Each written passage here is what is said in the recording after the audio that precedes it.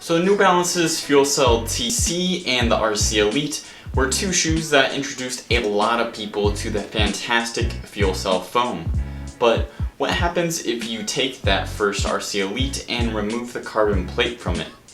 Well, you're essentially left with the Fuelcell Rebel V2. After over 100 miles and various types of runs in this shoe, I'm ready to give you my full review.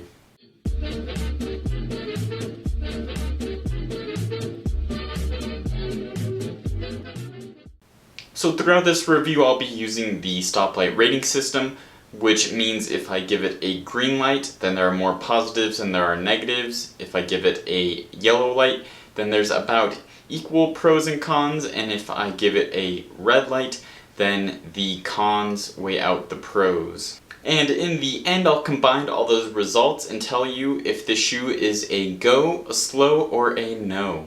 A quick disclaimer is that I did buy the shoe with my own money, so just like all my reviews, it is not biased and all the opinions are my own. But with all that out of the way, let's get in the review. Starting with the upper. So when I initially bought this shoe, I bought it in two sizes, my normal size 12 and a 12.5. The size 12 fit a bit snug, but the 12.5 fit perfect. So I'd recommend trying on half a size bigger than normal, but other than that, the fit was good all around. So since the upper mesh is very minimal on this shoe, it doesn't provide the best lockdown. It's a pretty flimsy material, and while the N logo adds a bit of structure and my foot felt secure, and for the most part, I wouldn't say it's the best midfoot lockdown. Although there isn't any padding on the tongue and very little on the ankle collar, the upper was still very comfortable and had no creasing. It was actually pretty slipper-like in my opinion. You just slide your foot in and barely notice that it's there. One thing I did personally have an issue with, however, was if my socks were too low, then sometimes the sides of the heel collar would rub on my ankle and cause blisters. But once I wore higher socks, the issue went away. With just a thin and lightweight mesh on this upper, it really helps make the shoe breathable. On hot summer runs, I was able to feel the breeze on my feet and not suffocate them. Alright, now let's talk about the midsole. New Balance's Fuelcell EVA/TPU midsole blend has become one of my favorite midsole materials. It's super soft and bouncy.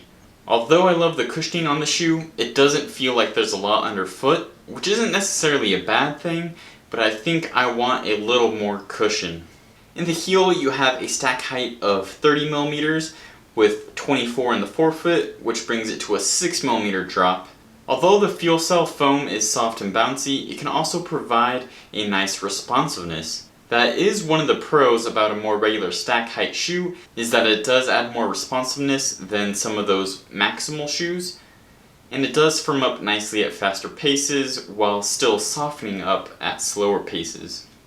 So the ride of the Rebel V2 is super smooth. Although it isn't rockered, it feels like butter going from heel to toe. The base of the shoe is pretty wide, which helps make it a bit more stable too. I don't think I ever had a day where the Rebel V2 felt clunky.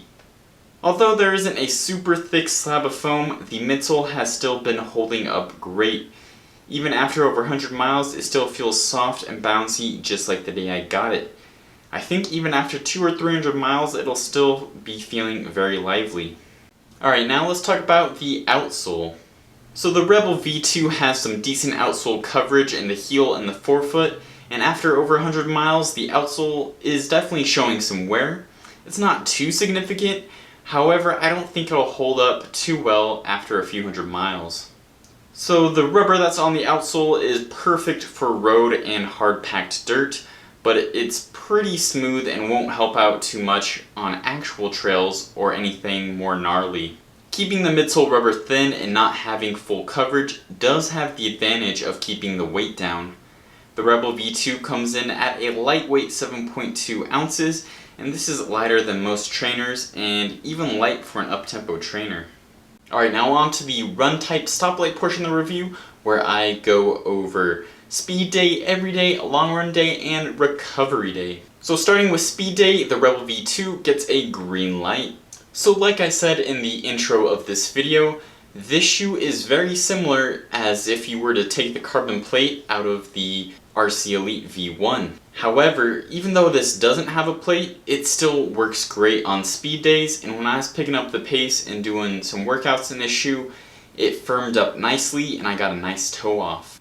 For every day, the Rebel V2 gets a green light. So not only does this shoe feel great for speed day, but that soft and bouncy cushion feels great just for your everyday medium to moderate paced runs. While I did enjoy this for my everyday mileage, I wouldn't consider this a workhorse just because I typically consider shoes in that workhorse category to have a more durable shoe just overall.